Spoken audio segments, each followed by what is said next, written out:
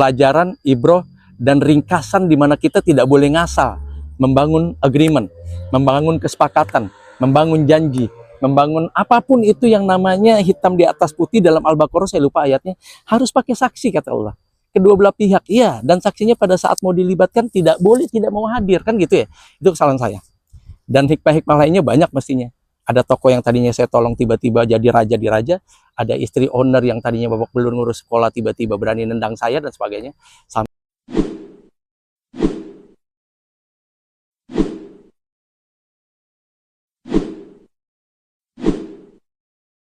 Assalamualaikum warahmatullahi wabarakatuh. Bismillah. Kali ini kita angkat benturan kepentingan usaha part 3 atau jilid 3. Ranah usaha, ruang bisnis, dan ruang perniagaan atau apapun itu yang akan kita angkat di tema ini namanya sedulur. Sekolah dunia luar. Sekolah ini dulunya sekolah kebanggaan ya. Tersohor di seluruh antero daerah-daerah yang ada di Indonesia, dari mulai pelosok sampai kepada tengah kota. Nggak ada yang nggak kenal sedulur. Semua orang pasti kenal sedulur. Dan sempat menjadi sekolah yang paling sering nolakin calon siswa. Penerimaan siswa baru sering kita tolak-tolakin. Kenapa? Karena terlalu bejibun, terlalu banyak yang masuk ke sedulur. Sementara masing-masing kelas cuma boleh 21 sampai 23. Ini kerennya sedulur. Kalau sekolah lain kan biasa 25 dan sebagainya. Tapi apa yang terjadi? Sedulur didirikan sama orang top, orang keren yang Masya Allah terkenal banget. Dari kalangan ring 1 juga ya. Gitu. Nah, tiba-tiba saya harus bersinggungan dan berbenturan dengan sedulur. Bagaimana singgungan dan benturannya? Oke, kita mulai. Awalnya saya baru saja pensiun dari unit retail terbesar di Asia Tenggara. Baru sekitar 4 atau 5 hari. Saya sedang istirahat, ba'da sholat zuhur, siap-siap buat makan siang. Dan kalau habis makan siang saya mau koilula gitu, mau tidur siang. Qadarullah ada telepon masuk. Subhan, oh si bos sudah lama nih ya. Bisa bantu gak? Apa bos gitu ya. Nah bos yang nelpon ini juga orang ring 2 lah ya. Tapi kenal baik dengan ring 1 yang pemilik sekolah ini. Ada pemilik sekolah punya retail. Retailnya ada 30 unit. Tapi hidup segan mati tak mau. Cuma sang owner ini duitnya banyak, yang pertama. Yang kedua, dia juga punya jaringannya juga punya banyak duit. Jadi nggak usah khawatir untuk menyehatkan retailnya. Kalau Subhan butuh budget besar, pasti dia punya dan pasti disediakan. Oke. Jadi tugas saya ke sana, jadi dokter retail. Yes, jadi dokter retail di semua unit sekolahnya. Unit sekolahnya sih saat itu belum sampai 30 kalau nggak salah ya. Cuma habis itu langsung banyak, ratusan. Cuma unit usaha retailnya sudah 30 lebih, karena ada yang di luar sekolah juga. Begitu bertemu, Masya Allah, owner yang memesan agar saya masuk ke sekolah tersebut dan dikenalkan dari ring 2 itu, Masya Allah, luar biasa. Sangat welcome dan sangat menerima saya, dan saya diwongkan gitu loh, dimanusiakan. Belum pernah saya dimanusiakan sama ring 1 seperti itu. Padahal saya baru, sebenarnya saya kenal beliau udah lama, cuma beliau nggak kenal saya. Karena beliau orang top ya, siapa yang nggak kenal dia gitu. Sampai ini kita deal gitu kan. Dari mulai harga termahal, supervisi efektif per jam mahal, gaji saya mahal, uang transportasi saya mahal, dan uang makan saya mahal. Nah, kesalahan terbesar saya adalah saya nggak boleh ngelihat yang bangun komunikasi dengan saya, relasi dengan saya, janji dengan saya, agreement dengan saya, perjanjian kerja dengan saya tuh, saya nggak boleh ngelihat jidat hitam. Langsung saya lulu, udah terserah situ. Nah, itu kebiasaan saya. Itu tidak boleh diulangi oleh siapapun juga. Catatan pertama tuh buat kita semua. Jadi bangun kerja, bangun usaha, bangun bisnis sama siapapun juga, benar yang Allah tegaskan dalam Al-Baqarah. Adain saksi, adakan saksi, catat, ya kan? Jangan lupa catat. Kedua belah pihak juga pakai saksi kan gitu dalam Al-Baqarah kurang lebih ya. Nah saya enggak tuh. Ya itu kesalahan saya karena nggak ngikutin perintah Allah dalam Al-Baqarah ya. Jadi nggak boleh ngeliat jidat hitam, bewokan, taat, soleh, ngomongnya lancar dalam bahasa Arab, udah saya percaya aja. Pasti bilang, gimana Pak Subhan, agreement, kesepakatan kerja bersama? Udah saya ikut Bapak aja deh. Ketelepasannya saya bilang apa? Bapak bayar Alhamdulillah, enggak juga nggak apa-apa. Karena apa? Saya udah salut banget dengan cara Bapak merekrut saya dan meng-hire saya. Ah, itu kesalahan kedua. Di mana habis saya bilang terserah Bapak, akhirnya saya menggratiskan secara tidak langsung. Dibayar boleh, enggak apa-apa. Itu kebiasaan buruk saya. Alhamdulillah sudah hampir 3 tahun, 2 kebiasaan itu tidak pernah saya pakai. Udah 2 ya hikmahnya. Oke. Berjalan 6 bulan, sang owner ngelihat, Masya Allah, retail saya nih hampir 11 tahun kalau nggak salah ya, itu nggak kelar gitu loh. Udah panggilin terakhir dia panggil orang Makro kalau nggak salah. Terakhir lagi dia panggil orang Kontinen kalau nggak salah. Terus terakhir Carrefour, terus Giant, sampai akhirnya Giant terakhir juga. Oke, Kontinen, Carrefour, Makro, Giant, dan baru saya. Saya lihat sih Kontinen, Giant, Carrefour dan sebagainya orangnya ya, bukan lembaganya, nggak sungguh-sungguh ngejalaninnya. Karena dia bertopang kepada nih owner nih, orang ring 1 nih. Jadi apa yang bisa aku manfaatkan dari ring 1 itu, makanya retailnya nggak tersentuh. Begitu saya masuk, nggak nyampe 3 bulan, kelar tuh retail. Permasalahannya klasik, nanti ada permasalahannya, nggak boleh di sini. Sampai akhirnya sang owner minta saya naik level yang lebih tinggi. Saya bilang kan saya tadinya dokter retail, udah kita bikin perjanjian baru, benahin sekolah saya. Tuh, kaget ya saya retailer nih. Itu pengalaman pertama saya masuk sebagai konsultan manajemen sekolah, plus sekolah internasional pula, plus ternama. Bahkan Asia Tenggara kenal nama ini gitu. Asia Tenggara, karena sempat ada 2 negara yang mau buka tapi nggak jadi gitu ya. Apa yang saya lakukan bersama dia, bersama owner lagi-lagi? Udah bang, nggak usah pakai perjanjian. Tunjukkan kepada saya siapa orang-orang yang bisa saya sentuh. Oke, ditunjukkan tuh ada 3 orang. Butri, oke. Terus Pak Aas ya, sama Pak Gugun. Oke, yang akhirnya Pak Aas dan Pak Gugun ini terdelete, ya kan? Eliminir, degradasi, tersingkir ya, karena nggak pernah bisa main nama saya dengan target-target ketat. Tahu sendiri, saya retailer, masuk ke dunia sekolah yang kayaknya kurang ketat, saya masukin skala retail, pada kaget semua. 2 orang itu, Pak Aas dan Pak Gugun, keluar, padahal saya nggak keluarin. Walaupun target saya adalah ngeluarin dia dalam 3 bulan ke depan. Kenapa? Karena permasalahan absensi tidak pernah ngalahin saya sebagai konsultannya.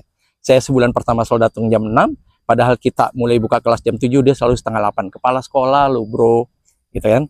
Ya alhamdulillah tuh, Allah tunjukkan sesuatu yang bermanfaat buat dia. Sebelum saya cut, dia udah mundur duluan.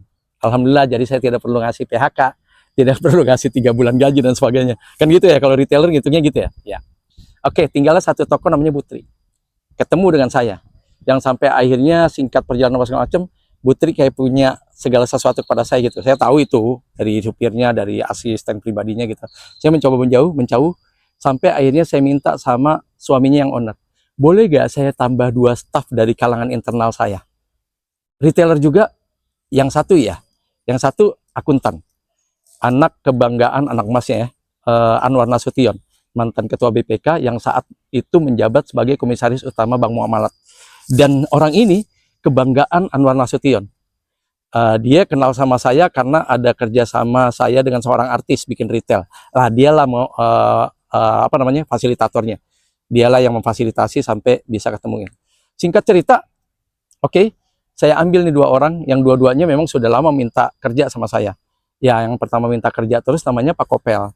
Kalau Pak Kobeng nggak minta kerja karena saya sudah bukain warung, saya bukain bengkel, dan saya bukain catering. Karena saat itu saya gampang banget bukain orang. Kalau cuma 50 juta sehari, kecil lah Mas Juban kan gitu ya. Saat itu ya, kalau saat ini agak susah. Sampai berjalan, akhirnya saya punya satu perasaan kasihan nih Pak Kopel dan Pak Kobeng kalau seandainya nggak diangkat. Sementara yang masukin dia kan orang dekatnya, dipandang sama ring 1, dipandang juga sama owner sekolah. Yang owner sekolah ini juga salah satu komisaris dari sebuah perusahaan ternama di Asia Tenggara. Bahkan ada beberapa, sebutlah Pertamina-nya Amerika gitu ya, saya lupa namanya apa gitu, ya sekelas Pertamina. Itu menjadikan dia sebagai konsultan energi terbaik loh.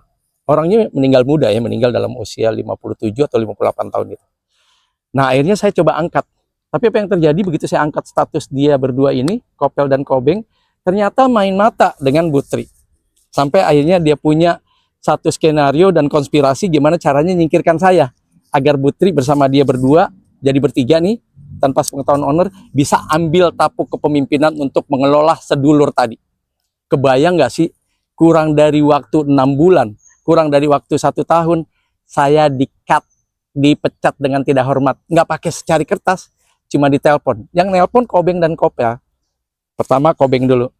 Bos, sorry ya, jangan ke sekolah dulu ya. Nanti nunggu kabar dari saya, kapan boleh ke sekolah. Oke. Saya nggak curiga kalau saya di-stop. 10 menit kemudian, atau iya, 15 menit kemudian lah. Orang berikutnya, habis Pak Kobeng telepon, Pak Kopel telepon. Pak, jangan ke sekolah dulu ya, sampai ada kabar dari saya. Oh ya, baru saya, kok bisa staf saya nyuruh saya tidak ke sekolah ya? Padahal sekolah masih dalam kerangka saya benahi loh. Belum kelar. Kurikulumnya juga masih saya bongkar pasang dengan seorang tokoh terkemuka di Asia Tenggara yang jago bikin kurikulum. Kalau saya sebut, semua orang di Asia Tenggara, terutama kepala negara, oh dia pasti kenal. Koran-koran di Indonesia sering ngejembrengin wajahnya. Sampai saat ini setiap detik wajah dan namanya pasti ada kan gitu. Saya udah kontak dia dan dia bersedia dengan beberapa syarat. Ternyata saya harus di top. Ya udah saya stop. Sampai akhirnya, oh udah nggak menarik nih. Saya telepon dong istrinya owner. Lebih kejam lagi. Menurut saya udah nggak butuh deh sekolah ini, keberadaan dan kehadiran Pak Subhan, karena ya terima kasih ya ilmu Pak Subhan udah bisa kami jalanin bertiga. Jadi kalau seandainya bayar Pak Subhan segitu mahal, ternyata juga ilmunya udah bisa kami serap, ya kan mubazir ya. Pak Subhan kan orangnya baik, di sana-sana juga pasti banyak butuh Pak Subhan ya. Jadi terima kasih banyak, mohon maaf nanti kita susulkan ya pesangon, THR, apa segala macam, karena 2 bulan lagi itu mau lebaran ya. 2 bulan lagi mau Ramadan gitu kan. Ya udah, sampai akhirnya gayung bersambut. 2 bulan kemudian salah satu keluarga terbesar owner telepon, sedulur udah nggak ada Subhan. Nggak ada. Kenapa ini? Kan orang Padang ya. Nggak, unik, kaget aja, makin acak-acakan dan makin banyak keluarin orang dan makin banyak murid-murid yang tidak diterima, sementara yang ada di dalam dan diterima juga pada keluar. Oh gitu nih, masuk lagi deh Pak Subhan. Enggak, saya nggak mau. Sampai terakhir 2 minggu yang lalu tuh, si Uninya bilang, Pak Subhan masuk lagi.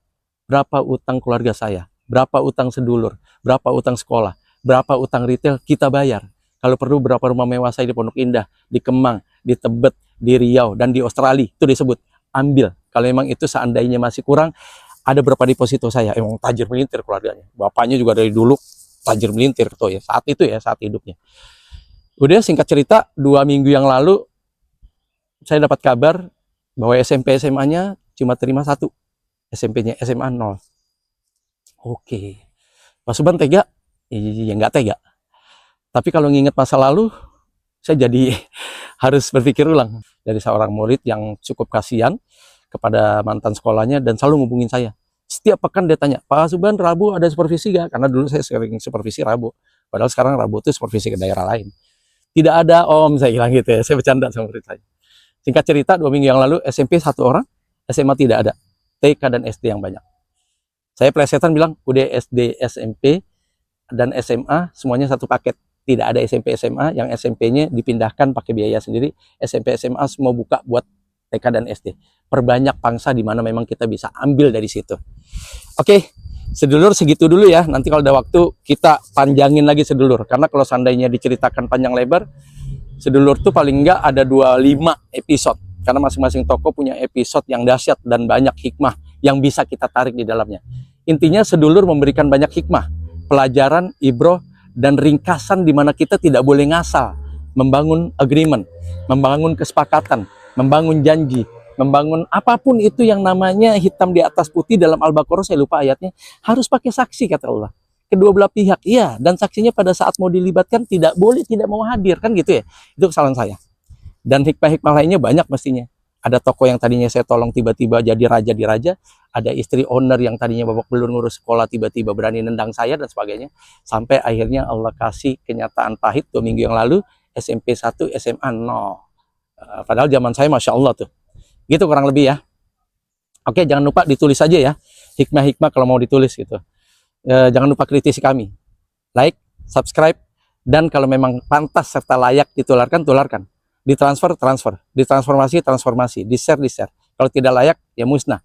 Pastikan musnahnya tidak tercecer agar tidak ada pihak-pihak yang tidak bertanggung jawab memanfaatkan kesempatan ini. Yakinlah bahwa kesuksesan telah lama menanti.